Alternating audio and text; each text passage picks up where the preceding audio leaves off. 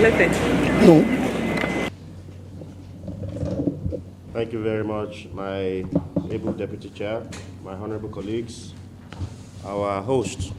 It's always a pleasure to be here, and I must thank you extensively for the welcome and the warm reception we've received thus far. I must also commend you for the quality of the seminar I just participated in. And I'm sure it's seminars like this that has helped to reduce the insurgency level that we're witnessing at the moment. We can all see that Nigeria is becoming safer, and I'm sure this establishment has been very, very strong in ensuring that the right strategies, the right tactical approaches are used.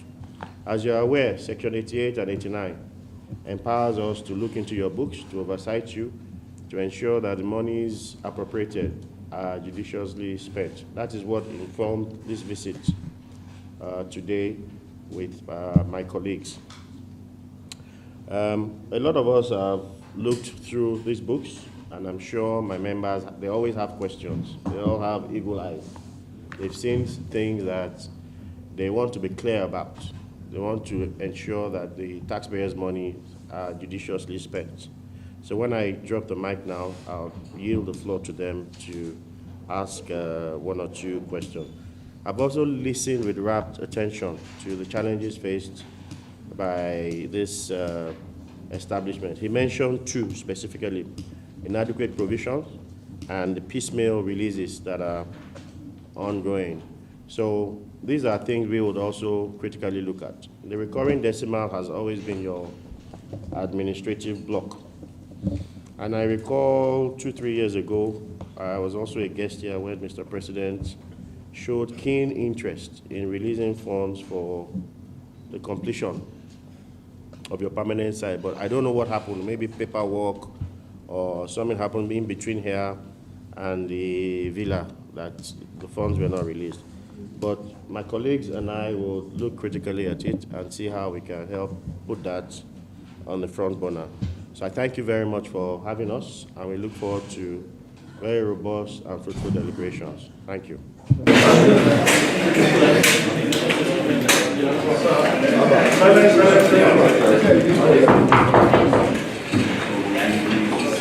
So on behalf of the National Defense College Committee,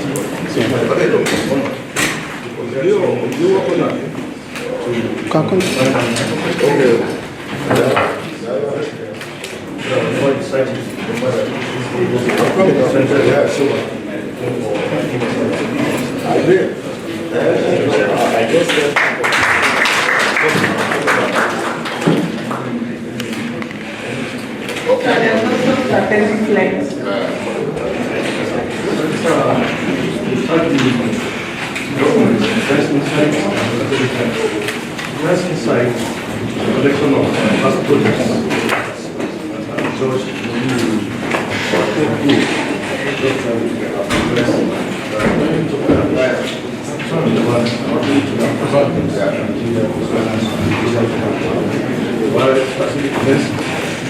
The collection of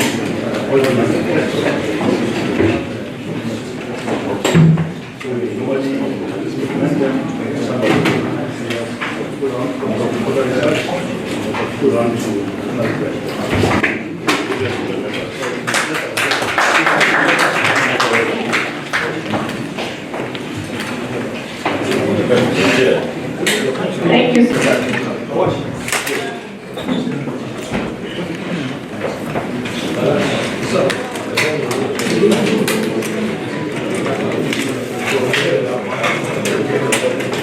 That our members were eager to hear from your side, because we know here lies our future QAS, CNS, and co, inshallah, in the not too distant future. So thank you very much for having us. The chief went on and on and on extempore, so I'm very impressed. He quoted all the statutes and the sections of the DSA Act, which is very, very impressive. He has spoken very well. We've listened with very rapt attention. You explained that you're setting up the satellite ground receive Receiver and Transmitter Station, and the Geospatial Intelligence Fusion Center, which are game changers in the wars and all the issues, security challenges we have. No doubt, we've noticed that in the recent past, the security challenges have been reduced, and I'm sure you've played a very significant part in providing the necessary geospatial, cyberspace intelligence to our troops. So we say kudos to you on that. We have also been a very, very big fan of this agency at the National Assembly. We are even at some point, we're considering making the occupier of this seat, the number one person, also a service chief. Because all over the world, you have the Army, you have the Navy, you have the Air Force, and there's that space and cyber environment where wars are won nowadays. You know, you need a geospatial space to be defined and intelligence given to the ground troops, the three services. So we believe that the occupier of this seat also deserves to sit in the eminent place where the other service chiefs are. That we would also be pursuing very, very critically. We've also seen how you've invested your money and how you hope to recoup same back within 6 months. That is laudable because most MDAs, they just like to purchase, they don't try to see how that money can be paid back. So paying back all the businesses that will accrue from the satellite ground receivers and transmission station, will be able to pay back the huge sum the federal government has invested in 6 months. That is also very, very credible, and we give kudos to you on that too.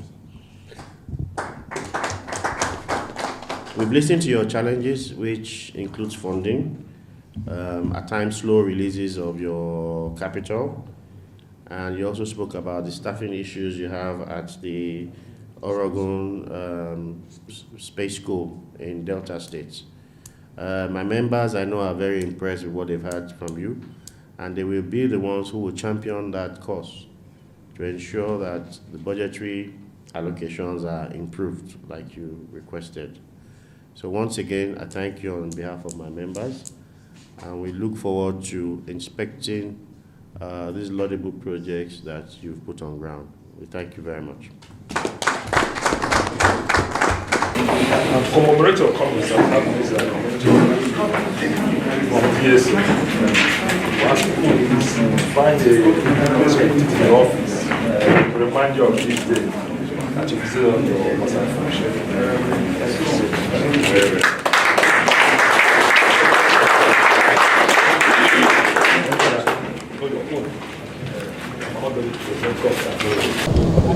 Mikey International.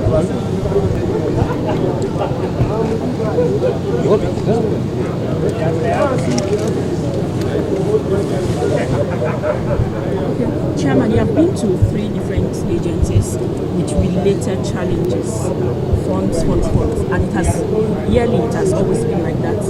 What will your committee do to help these agencies? Yes, firstly, the committees are pulling their weight. The agencies are pulling their weight. We visited the defense, where this Defense Space Administration now. We went to the Nigerian Defense College, and we went to the Defense Research Development Bureau. They are all being innovative. They're churning out infrastructure that's adding value to the race against insurgency and our security challenges. The DSA, for instance, we saw some of their software which helps track geospatial information, and they're using that to fight insurgency and insecurity. So I think no price is too much to pay to help secure our borders so that we can attain the eminence that the true qualities of Nigeria offers. And how have the activities of these agencies helped in curbing insecurity? Yeah, like I said earlier, the The DSA, they're punching beyond their weight. They're doing very, very well. I expect them to do a lot more. The NDC is where strategic and tactical trainings are undertaken for middle level security agencies. The DRDB, they do research and they help that send those research to the war fronts to help us. So thus saving us foreign exchange and also building a homegrown capacity to in the future also export. But considering the state of the nation's economy, do you think there's a way out in terms of funding? Do you think there's anything that can be done?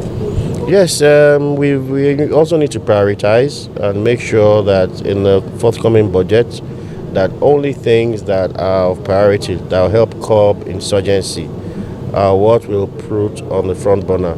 The others will look at taming.